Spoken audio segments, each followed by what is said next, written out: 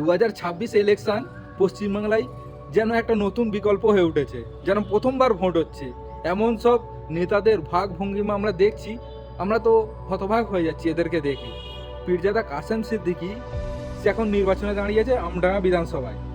কিছুদিন হয়েছে সে এখন টিকিট পেয়েছে, 10-12 দিন সে প্রচার করছে গিয়ে যে আমি উন্নয়ন করতে এসেছি।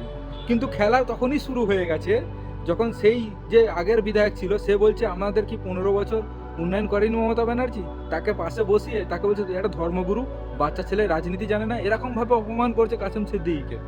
ভিডিওটা লাস্ট পর্যন্ত দেখুন। নদীর এলাকায় ঘুরেছে, যে সমস্ত বক্তব্য উনি রেখেছেন আমি ওনাকে খারাপ বলছি। রাজনীতিতে নতুন, ধর্মীয় মানুষ, রাজনীতি করেন না। উনি বলছেন উন্নয়ন করতে এসে এতদিন উন্নয়ন হয়নি। মমতা বন্দ্যোপাধ্যায়ের উন্নয়নটা আমডাঙ্গায় হয়নি, এটা কি বলতে হবে? মমতা বন্দ্যোপাধ্যায়ের উন্নয়নটা আমডাঙ্গা হয়েছে, তার উন্নয়ন আসলে পড়েছে। আর তৃণমূলের প্রার্থী যে আমি 15 বছর পর উন্নয়ন করতে এসেছি, এটা কিন্তু ঠিক না, এটা কিন্তু ঠিক না।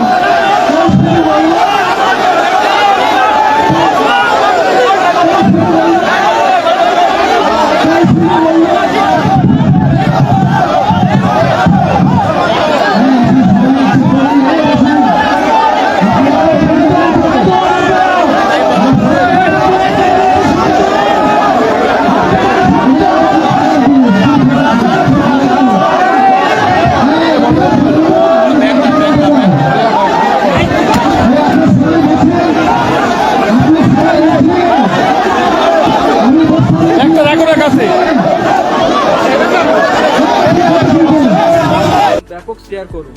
সেই সভাতে হাতাহাতিও হয়েছে, অনেক কর্মীরা আঘাত হয়েছে। কাসেম সিদ্দিকী তারপরে বক্তব্য দিচ্ছে এটা নাকি আইএসএফ বিজেপি মিলিয়ে করেছে। আসলে উনি অনেক তাড়াতাড়ি রাজনীতিটা শিখে গেছে, এই জন্য স্বচ্ছ রাজনীতি না করে ব্যক্তিগত আক্রমণ করছে। তার দলের গোষ্ঠীদ্বন্দ্ব, তাকে কেউ মেনে নিতে পারছে না আমডাঙ্গা বিধানসভায়। সে আমডাঙ্গা বিধানসভায় যে কর্মী আছে, যে প্রাক্তন যে বিধায়ক ছিল রফিকুল ইসলাম, তার দল যে জনগণ কাসেম সিদ্দিকীকে মেনে নিতে পারছে। কাসেম সিদ্দিকীকে পাশে বসিয়ে যে অপমানটা করেছে সেটা আমি তোমাদেরকে দেখাবো। দেখেন, আমি বড় দাদার কাছে এসেছি, তিনার নির্দেশে আমাকে চলতে হবে এবং পার্থদার নির্দেশে সেভাবেই আমি এখানে পথ চলা শুরু করব।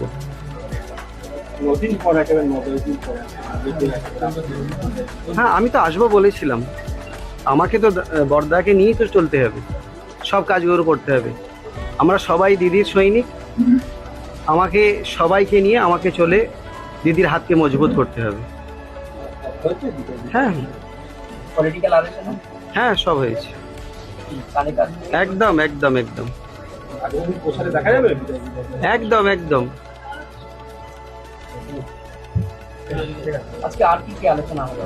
আলোচনা হয়েছে, আগামীকাল আমাদের কর্মী সম্মেলন আছে, কিভাবে আমাদের ভোটটা কিভাবে করতে হবে না করতে হবে। বড় ভাইজানকে নিয়ে ঘুরবো, আমরা সব জায়গায় যাব, ভোট চাই।